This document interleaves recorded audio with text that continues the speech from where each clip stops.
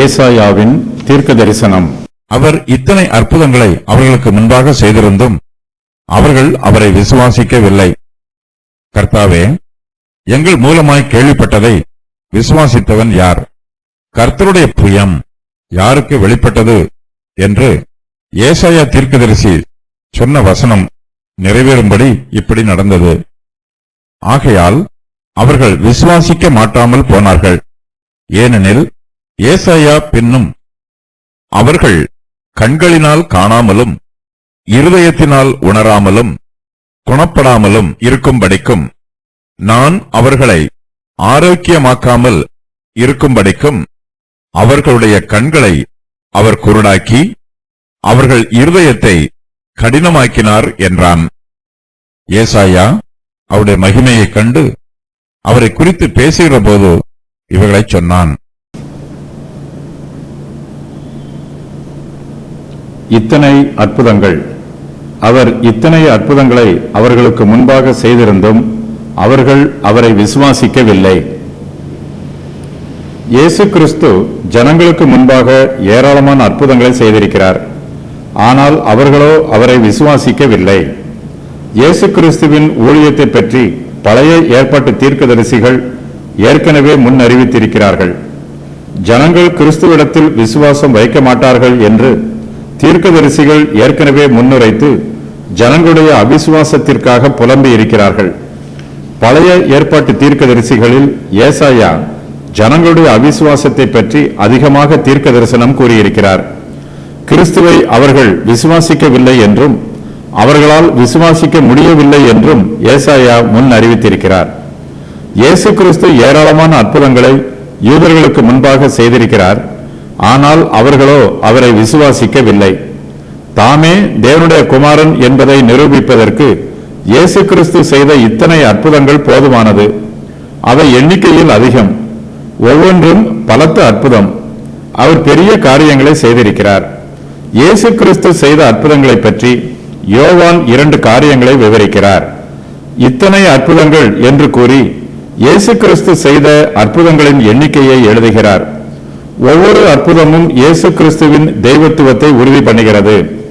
இயேசு கிறிஸ்து செய்த அற்புதங்கள் எல்லாம் இரக்கத்தின் அற்புதங்களாகும். அவர் எத்தனை அற்புதங்கள் செய்தாரோ அந்த அளவுக்கு ஜனங்களுக்கு நன்மை உண்டாயிற்று. இயேசு செய்த எல்லா அற்புதங்களையும் அவர்கள் தங்கள் கண்களால் கண்ட சாட்சிகளாக இருக்கிறார்கள். இயேசு கிறிஸ்து தம்முடைய அற்புதங்களை எல்லாம் ஏதோ ஒரு மூலையில் யாருக்கும் தெரியாமல் ரகசியமாக செய்யவில்லை. அவர்களுக்கு முன்பாகவே இயேசு கிறிஸ்து இத்தனை அற்புதங்களை செய்திருக்கிறார். அவர்களே அவற்றிற்கு சாட்சிகளாக இருக்கிறார்கள். இயேசு கிறிஸ்து செய்த இத்தனை அற்புதங்களை அவர்கள் தங்கள் கண்களால் பார்த்திருந்தும் இயேசுவை கிறிஸ்து என்றும் மேசியா என்றும் தேவனுடைய குமாரன் என்றும் தேவனால் அனுப்பப்பட்டவர் என்றும் விசுவாசிக்கவில்லை. இயேசு கிறிஸ்து பல அற்புதங்களை செய்தார். அவர்களுக்கு முன்பாகவே அவைகளை செய்தார். தங்கள் கண்களால் அந்த அற்புதங்களை எல்லாம் கண்டார்கள். ஆனாலும் அவர்கள் இயேசு கிறிஸ்துவை விசுவாசிக்கவில்லை. இன்றைய தினமும் ஏராளமான ஜனங்கள் அற்புதங்களை காண்கிறார்கள். ஆனால் அவர்கள் இயேசு கிறிஸ்துவை காண்பதில்லை. விசுவாசிக்க மாட்டாமல் போனார்கள். கர்த்தாவே, எங்கள் மூலமாய் கேள்விப்பட்டதை விசுவாசித்தவன் யார்? கர்த்தருடைய புயம் யாருக்கு வெளிப்பட்டது என்று ஏசாயா தீர்க்கதரிசி சொன்ன வசனம் நிறைவேறும்படி இப்படி நடந்தது. ஆகையால் அவர்கள் விசுவாசிக்க மாட்டாமல் போனார்கள். ஏனெனில் ஏசாயா பின்னும் பழைய ஏற்பாட்டு காலத்தில் ஏசாயா கூறிய தீர்க்க தரிசனம் இயேசு கிறிஸ்துவின் காலத்தில் நிறைவேறுகிறது. ஏசாயா தீர்க்கதரிசி சொன்ன வசனம் நிறைவேறும்படி இப்படி நடந்தது என்று யோவான் எழுதுகிறார். நடைபெறுகிற சம்பவம் மிகவும் முக்கியமானதாக இருந்தாலும் ஒரு சிலர் அதற்கு முக்கியத்துவம் கொடுக்காமல் அதை சாதாரணமாக எடுத்துக்கொள்கிறார்கள். இயேசு கிறிஸ்து செய்கிற அற்புதங்கள் அவருடைய தெய்வத்துவத்தை உறுதி பண்ணுவதற்காக செய்யப்படுகிறது. ஆனால் இவர்களோ அவர் செய்கிற அற்புதங்களை தங்கள் கண்களால் பார்த்தும் அவரை விசுவாசியாமல் இருக்கிறார்கள். தேவனுடைய ராஜ்யத்தை நிரூபிப்பதற்காக இப்படிப்பட்ட அற்புதங்கள் வரலாற்றில் இதுவரையிலும் நடைபெற்றதே இல்லை. அதே வேளையில் யூதர்கள் இயேசு கிறிஸ்துவுக்கும் அவருடைய அற்புத செய்கைகளுக்கும் எதிர்த்து நிற்பது போல வரலாற்றில் எந்த ஜனங்களும் தேவனுடைய அற்புத செய்கைகளுக்கு இதுவரையிலும் எதிர்த்து நின்றதும் இல்லை. ஜனங்களுடைய அவிசுவாசம் அற்புதமும் ஆச்சரியமுமானது என்று ஏசாயா கூறுகிறார். இதோ, நான் அற்புதமும் ஆச்சரியமுமான பிரகாரமாக இந்த ஜனங்களுக்குள்ளே ஒரு அதிசயத்தை செய்வேன். ஜனங்களுடைய விசுவாசம் இயேசு கிறிஸ்துவுக்கும் ஆச்சரியமாக இருக்கிறது. எங்கள் மூலமாய் கேள்விப்பட்டதை விசுவாசித்தவன் யார்? கர்த்தருடைய புயம் யாருக்கு வெளிப்பட்டது என்று ஜனங்களுடைய அவிசுவாசத்தை குறித்து ஏசாயா முன் அறிவித்திருக்கிறார். தேவனுடைய வார்த்தை தீர்க்கதரிசிகள் மூலமாய் வெளிப்படுத்தப்பட்டிருக்கிறது. தங்கள் மூலமாய் கேள்விப்பட்டதை விசுவாசித்தவன் யார் என்று ஏசாயா கேட்கிறார். ஏராளமானோர் சுவிசேஷ செய்தியை கேள்விப்படுகிறார்கள். ஆனால் ஒரு சிலர் மாத்திரமே அந்த செய்தியை தங்களுடைய இருதயத்தில் ஏற்றுக்கொண்டு விசுவாசிக்கிறார்கள். இங்கு ஒருவரும் அங்கு ஒருவருமாக மாத்திரமே ரட்சிக்கப்படுகிறார்கள். இயேசு கிறிஸ்துவின் சுவிசேஷத்தை எல்லோரும் விசுவாசிப்பதில்லை என்பது ஒரு துக்ககரமான சம்பவம். ஜனங்கள் சத்தியத்தை ஏற்றுக்கொள்ள மனதில்லாதிருக்கிறார்கள். அவர்களுடைய அவிசுவாசத்திற்கான காரணத்தையும் ஏசாயா முன் அறிவித்து கூறியிருக்கிறார்.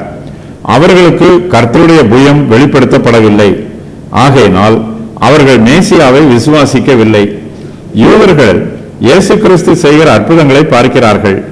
ஆனால் அந்த அற்புதங்களில் இயேசு கிறிஸ்துவின் புயம் வெளிப்படுத்தப்பட்டிருப்பதை அவர்கள் பார்க்கவில்லை. கண்களை குருடாக்கினார்.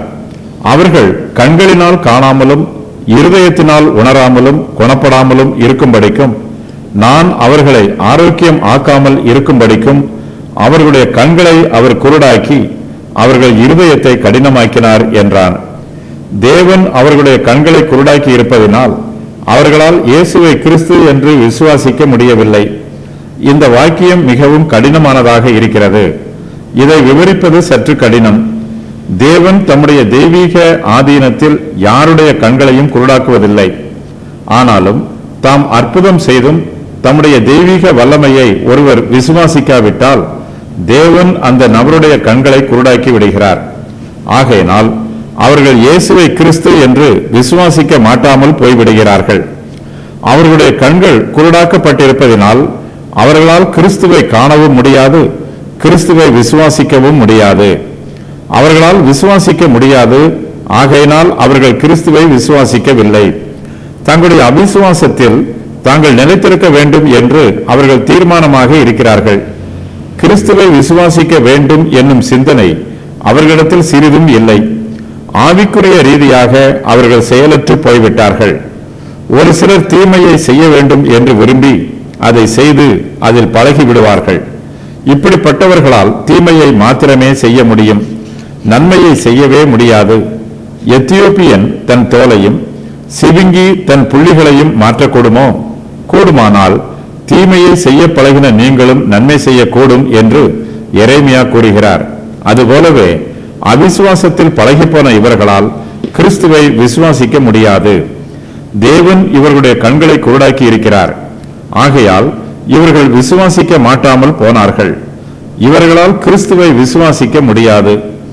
தேவன் பாவத்திற்கு காரணகர்த்தா அல்ல. ஆனாலும் ஒரு சிலர் பிடிவாதமாக வேண்டுமென்றே அவிசுவாசத்தில் நிலைத்திருக்கும் போது தேவன் தம்முடைய நீதியினால் அவர்களை அப்படியே விட்டுவிடுகிறார். அவர்களுடைய ஆவிக்குரிய குருட்டுத்தன்மையை தேவன் அங்கீகரிக்கிறார். தேவனுடைய வெளிச்சத்திற்கு வரமாட்டோம் என்று இவர்கள் வைராக்கியமாக இருக்கிறார்கள். தேவன் இவர்களை நீதியாக தண்டிக்கும் வண்ணமாக இவர்களுடைய ஆவிக்குரிய கண்களை குருடாக்கி விடுகிறார். ஆகையினால் இவர்களால் தேவனை விசுவாசிக்க முடியாது. அவிசுவாசிகள் தங்களுக்கு கொடுக்கப்பட்டிருக்கும் தேவனுடைய கிருபையை அவமாக்கி போட்டிருக்கிறார்கள். தம்முடைய கிருபையை மதிக்காத அவிசுவாசிகளிடமிருந்து தேவன் தம்முடைய கிருபையை நீக்கி போடுகிறார். அவர்கள் விரும்பிய ஆசை இச்சைகளுக்கு அவர்களை ஒப்பு கொடுத்து விடுகிறார். அதன் பின்பு அவர்களுடைய கண்களை குருடாக்கி அவர்களுடைய இருதயங்களை கடினப்படுத்தி விடுகிறார். இதுவே தேவன் அவர்கள் மீது காண்பிக்கும் ஆவிக்குரிய நியாய தீர்ப்பு ஆகும். ஒரு பாவி மனம் திரும்பும் போது ஒவ்வொரு நிலையாக அவன் கடந்து வர வேண்டும். முதலாவதாக பாவிகள் தங்கள் கண்களால் காண வேண்டும். தேவனுடைய காரியங்கள் உண்மையானவை என்பதை அவர்கள் பகுத்தறிந்து உணர வேண்டும். அதன் பின்பு பாவிகள் தேவனுடைய காரியங்களை தங்கள் இருதயங்களில் உணர வேண்டும். தேவனுடைய காரியங்களை அங்கீகரித்தால் மாத்திரம் போதாது, அவற்றை உணர்ந்து தங்கள் இருதயங்களில் ஏற்றுக்கொள்ளவும் வேண்டும். இதற்கு பின்பு அவர்கள் குணப்பட வேண்டும். இவர்களுடைய இருதயம் மனமாற்றம் அடைய வேண்டும். பாவத்தை வெறுத்து நீதிக்கு திரும்ப வேண்டும். மெய்யாகவே இவர்கள் பாவத்தை விட்டு விலகி இயேசு கிறிஸ்துவிடம் திரும்பி வர வேண்டும். அப்போதுதான் தேவன் இவர்களை குணப்படுத்துவார், இவர்களுடைய பாவங்களை மன்னிப்பார். இவர்களிடத்தில் வியாதிகளைப் போல் இருக்கிற துன்மார்க்கமான சுபாவங்களை இவர்களை விட்டு நீக்கி போடுவார். கண்களை குருடாக்குவது, இருதயங்களை கடினமாக்குவது ஆகியவை தேவன் துன்மார்க்கருக்கு கொடுக்கும் தண்டனையாகும். இது மாம்ச பிரகாரமான குருட்டுத்தன்மையோ அல்லது இருதய கடினமோ அல்ல. இது தேவனுடைய நீதியின் பிரகாரம் உண்டாகக்கூடிய ஆவிக்குரிய குருட்டுத்தன்மையும் ஆவிக்குரிய இருதய கடினமும் ஆகும். தங்களுடைய துன்மார்க்கத்தில் தொடர்ந்து துணிகரமாக ஈடுபட்டு கொண்டிருப்போருக்கு தேவன் தமது நீதியினால் இப்படிப்பட்ட தண்டனையை கொடுக்கிறார். நாம் தேவனுடைய காரியங்களை கண்டு உணரும் போது அவருடைய கிரியைகள் எல்லாவற்றையும் கண்டு உணருவோம். நம்முடைய கிரியைகளையும் நாம் ஆராய்ந்து பார்ப்போம். நம்முடைய காரியங்கள் எதுவும் தேவனுக்கு முன்பாக மறைவாக இராது. தம்மை யார் காட்டுக் கொடுக்கப் போகிறவன் என்பதை இயேசு கிறிஸ்து ஏற்கனவே அறிந்திருக்கிறார்.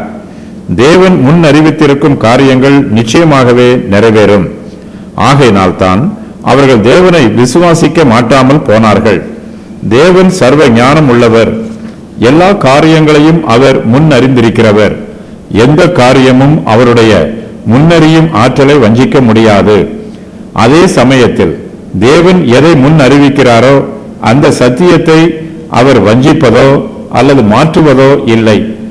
ஏசாயா இந்த தீர்க்க தரிசனத்தை கூறும்போது தான் இதை ஒரு குறிப்பிட்ட நபருக்கு கூறுவதாக யாருடைய பெயரையும் குறிப்பிடவில்லை. யூத தேசத்திற்கு ஏசாயாவின் தீர்க்க தரிசனம் அறிவிக்கப்படுகிறது. தேவனால் தெரிந்து கொள்ளப்பட்டவர்கள் அவரை விசுவாசிக்கிறார்கள். இஸ்ரவேலில் மீதமுள்ள ஜனங்கள் தேவனிடத்தில் பக்தி உள்ளவர்களாக இருக்கிறார்கள். இவர்களுக்கு தேவனுடைய ஆசீர்வாதத்தின் வாசல்கள் திறந்தே இருக்கிறது. ஆனாலும் ஒரு சிலர் குருட்டு கண்களோடு இருதயத்தில் உணர்வில்லாமல் தேவனை விசுவாசியாமல் இருக்கிறார்கள். இவர்களால் தேவனை விசுவாசிக்கவும் முடியாது. தங்களுக்கு கண்கள் இருந்தும் குருடராய் இருக்கிறார்கள், இருதயம் இருந்தும் உணராமல் இருக்கிறார்கள். விசுவாசிகளுக்கு கொடுக்கப்பட்டிருக்கும் வாக்குத்தத்தங்கள்: மனமாற்றம், தேவனோடு நடப்பதற்கு ஏதுவாக நமது சரீர பிரகாரமான நடையில் மாற்றம், சரீர சுகமாதல், தேவனிடத்தில் புதிய ஆரோக்கியத்தை பெற்றுக்கொள்வதற்கு ஏதுவாக சரீர ஆரோக்கியத்தில் மாற்றம். மனுஷருடைய ரட்சிப்பு என்பது அவர்களுடைய ஆத்மாவின் ரட்சிப்பையும் சரீரத்தின் குணமாதலையும் குறிக்கும். இயேசு கிறிஸ்துவால் நமது பாவங்களையும் மன்னிக்க முடியும், நமது சரீர வியாதிகளையும் குணமாக்க முடியும். இதுவே பூரண சுவிசேஷம். இதுவே இயேசு கிறிஸ்துவின் சிலுவை மரணத்தின் வல்லமை. ஏசாயா இயேசு கிறிஸ்துவின் மகிமையை கண்டான். 6 இடங்களில் இயேசு கிறிஸ்து தம்மையும் ஏசாயாவையும் இணைத்து கூறியிருக்கிறார். இதன் மூலமாக இயேசு கிறிஸ்துவின் தெய்வத்துவமும் அவர் எக்காலத்திற்கும் உரியவர் என்பதும் தெளிவாகிறது. ஏசாயா அவருடைய மகிமையை கண்டார். ஏசாயா அவருடைய மகிமையை கண்டு அவரை குறித்து பேசுகிற போது இவைகளை சொன்னான். ஏசாயா தான் கண்ட தரிசனத்தை இவ்வாறு எழுதுகிறார்: உசியா ராஜா மரணமடைந்த வருஷத்தில் ஆண்டவர் உயரமும் உன்னதமுமான சிங்காசனத்தின் மேல் வீற்றிருக்க கண்டேன். அவருடைய வஸ்திர தொங்கலால் தேவாலயம் நிறைந்திருந்தது. சேராபின்கள் அவருக்கு மேலாக நின்றார்கள். அவர்களில் ஒவ்வொருவனுக்கும் அவ்வாறு சட்டைகள் இருந்தன. அவனவன் 2 சட்டைகளால் தன் தன் முகத்தை மூடி, 2 சட்டைகளால் தன் தன் கால்களை மூடி, 2 சட்டைகளால் பறந்து ஒருவரை ஒருவர் நோக்கி, சேனைகளின் கர்த்தர் பரிசுத்தர், பரிசுத்தர், பரிசுத்தர், பூமி அனைத்தும் அவருடைய மகிமையால் நிறைந்திருக்கிறது என்று கூப்பிட்டு சொன்னார்கள். கூப்பிடுகிறவர்களின் சத்தத்தால் வாசல்களின் நிலைகள் அசைந்து ஆலயம் புகையினால் நிறைந்தது. ஏசாயா 6:1-4 வரை. பின்பு யாரை நான் அனுப்புவேன்? யார் நமது காரியமாய் போவான் என்று உரைக்கிற ஆண்டவருடைய சத்தத்தை கேட்டேன். அதற்கு நான், இதோ அடியேன் இருக்கிறேன், என்னை அனுப்பும் என்றேன். அப்பொழுது அவர், நீ போய் இந்த ஜனங்களை நோக்கி, நீங்கள் காதார கேட்டும் உணராமலும் கண்ணார கண்டும் அறியாமலும் இருங்கள் என்று சொல்.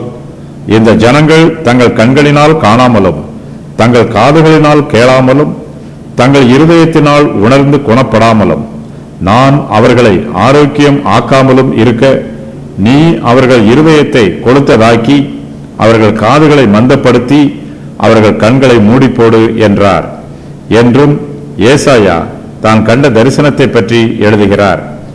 ஏசாயாவின் தீர்க்க தரிசனத்தை யோவான் இங்கு மேற்கோளாக குறிப்பிட்டு எழுதுகிறார். கர்த்தருடைய நாளை பற்றி ஏசாயா தீர்க்க தரிசனமாக அறிவிக்கிறார். அவருடைய மகிமையை கண்டு அவரை குறித்து பேசுகிற போது ஏசாயா இவைகளை சொன்னதாகவும் யோவான் எழுதுகிறார். ஒரு குறிப்பிட்ட நோக்கத்திற்காகவே ஏசாயாவுக்கு தேவன் தம்முடைய செய்தியை வெளிப்படுத்தி இருக்கிறார். தேவன் தங்களுக்கு சொல்லாமல் தீர்க்கதரிசிகள் எந்த செய்தியையும் முன் அறிவிக்க மாட்டார்கள். ஏற்கனவே முன் அறிவிக்கப்பட்ட தீர்க்க தரிசனத்தை அவர்கள் மாற்றியும் பேச மாட்டார்கள். தேவனுடைய மகிமையை ஏசாயா தீர்க்கதரிசி கண்டதை யோவான் இயேசு கிறிஸ்துவின் மகிமையை கண்டதாக எழுதுகிறார். யூதர்கள் ஏசாயாவை விசுவாசிக்கிறார்கள். ஏசாயா பரலோகத்தில் இருந்து செய்தியை பெற்றுக்கொண்டு தங்களுக்கு தீர்க்க தரிசனமாக முன்னறிவித்திருப்பதையும் விசுவாசிக்கிறார்கள். தேவனுடைய மகிமையை ஏசாயா கண்டதாக விசுவாசிக்கிற யூதர்களால் அவன் இயேசு கிறிஸ்துவின் மகிமையை கண்டான் என்பதை விசுவாசிக்க முடியவில்லை. ஏனெனில் இவர்கள் செவிகள் மந்தமாக இருக்கிறது. திரளான யூதர்கள் இயேசு கிறிஸ்துவை விசுவாசியாமல் இருந்தாலும் அப்படிப்பட்ட ஜனங்களுக்கு மத்தியிலும் இயேசு கிறிஸ்து மகிமைப்படுத்தப்படுகிறார். இஸ்ரவேலில் மீதியாக இருக்கிறவர்களுக்கு தேவனுடைய ரட்சிப்பு வாக்கு பண்ணப்பட்டிருக்கிறது. அவர்கள் கிறிஸ்துவை விசுவாசிப்பார்கள். அவர்கள் மூலமாகவே கிறிஸ்துவின் நாமம் மகிமைப்படும். ஏராளமான யூதர்கள் ஆவிக்குரிய குருடர்களாக இருந்தாலும் முற்குறிக்கப்பட்டவர்களுடைய ஆவிக்குரிய கண்கள் பிரகாசமாக திறந்திருக்கிறது. இவர்களே கிறிஸ்துவை மகிமைப்படுத்துகிறார்கள்.